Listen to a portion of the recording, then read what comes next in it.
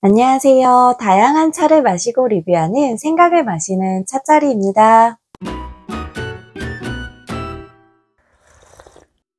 오늘 마실 차는 팔마다업의 대홍포입니다.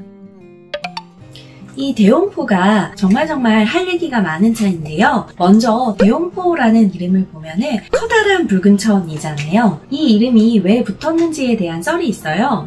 옛날에 중국에서 후젠성 우이산시를 과거 시험 보러 가던 서생이 지나다가 배가 아파서 쓰러졌대요.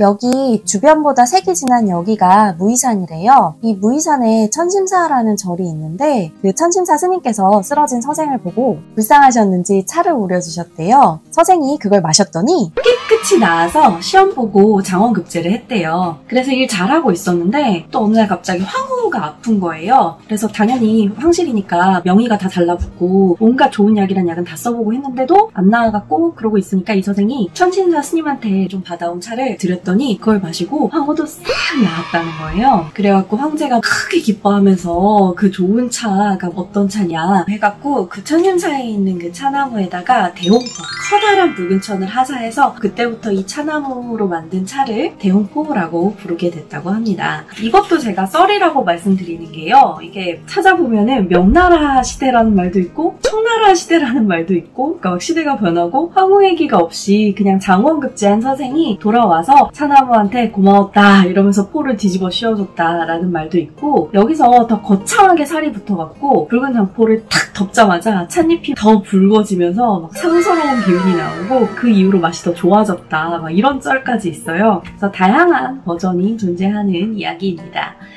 이 지명의 한자를 우리나라식으로 읽으면 무이산인데요. 여기 천심이라고 되어 있는 천심사 주변을 확대해보면 여기 이렇게 따옴바오, 대홍포하고 여기에 유명한 풍경이라는 표시가 있어요. 여기에 바로 그 대홍포 받은 차나무들이 보존되어 있습니다. 스트리트 뷰를 한번 보시면 관광지의 기운이 좀 느껴지시나요? 그리고 바위로 된 엄청난 절벽들이 이렇게 있죠.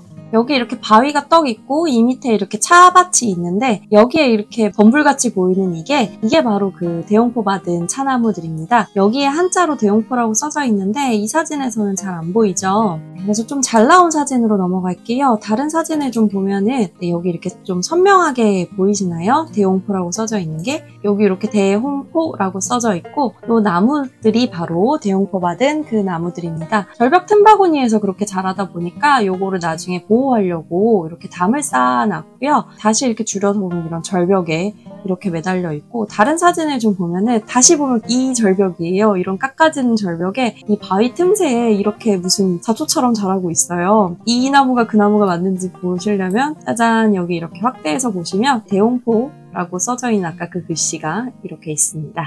이런 절벽, 이런 깎아지는 절벽에 틈바구니에 요만큼 자라는 차로 만든 차만이 사실 진짜 대홍포예요. 요 차나무로 만든 것만이. 그래서 대홍포 하면은 비싼 중국차 하면 제일 먼저 떠오르는 차 중에 하나인데요. 그래서 속에 문구도 같은 무게 금보다 더 비싼 차 막 이러거든요. 근데 사실 같은 무게 금보다 그냥 비싼 정도가 아니라 금의 2배, 3배 정도로도 택도 없고요. 그거보다 훨씬 더 많은 돈을 싸들고 가도 구할 수 없는 차에 가깝습니다. 이 지역 자체가요.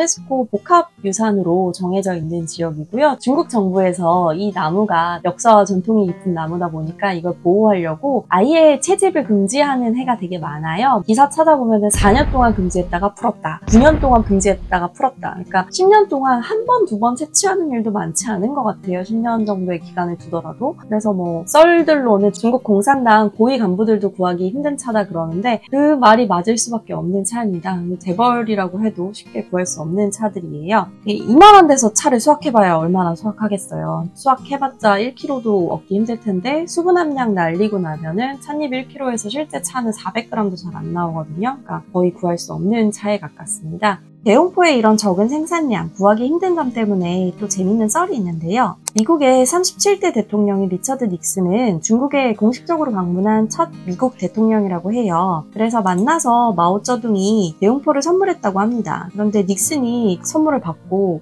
이게 뭐야? 양은 왜 이렇게 적어? 이런 눈치니까 마오의 보좌관들이 그게 대홍포 1년치 생산량의 절반을 드린 거다라고 설명을 하니까 그때서야 닉슨이 되게 좋아했다, 기뻐했다 뭐 이런 썰이 있어요. 근데 이걸 썰이라고 하는 게 썰에 따라서 선물 받은 양이 100g, 200g, 50g 막 선물 받은 양도 다 썰에 따라 다르고요. 그리고 이 썰에 대해서 비판적인 커뮤니티 글도 영어권에 되게 많더라고요. 자기가 뭐 도서관에 공개된 백악관 기록을 다 찾아봤는데 공식적으로 닉슨이 마오쩌둥한테 선물 받았다는 기록은 없다. 공적인 선물이면 분명히 기록이 있을 텐데 뭐 이런 얘기도 있고, 아 맞다, 나도 하도 궁금해서 백악관에 메일로 물어봤는데 공식적으로 선물 받은 기록은 없다. 이런 답변을 받았다는 사람도 있어요. 그래서 결국에는 차를 팔기 위해서 마케팅으로 흘러나온 썰이 아닌가, 그런 식으로 생각하는 경우도 많은 것 같아요. 이렇게 보면은 같이 식사하는 장면, 이렇게 짠하는 장면 이런 것들도 많이 나오는데 여기 개환이 있는 거 보니까 같이 차 마시고 그랬던 것 같기는 해요. 이렇게 짠하는 장면 보면은 이게 차 같지는 않고 요 잔이 되게 작거든요. 중국에서 이런 잔을 쓰면 보통은 백주예요. 그러니까 도수 높은 증류주를 마시는 건데, 그래서 마오쩌둥이랑 닉슨이랑 만나서 차도 마시고 술도 마시고 이거는 역사적 사실이지만 대홍포를 선물 받았는지는 잘 모르겠다. 아무튼 그런 썰도 있습니다. 여기까지 대홍포에 얽힌 뒷이야기들을 살펴보았는데요. 다음 편에서는 이제 팔마더업의 이 대홍포를 직접 마시면서 이 차가 어떤 차인지 소개해드릴게요. 영상 끝까지 시청해주셔서 감사합니다. 차에 대한 다양한 이야기를 더 듣고 싶으시다면 구독과 좋아요도 잊지 말아주세요. 감사합니다. 응원 부탁드려요.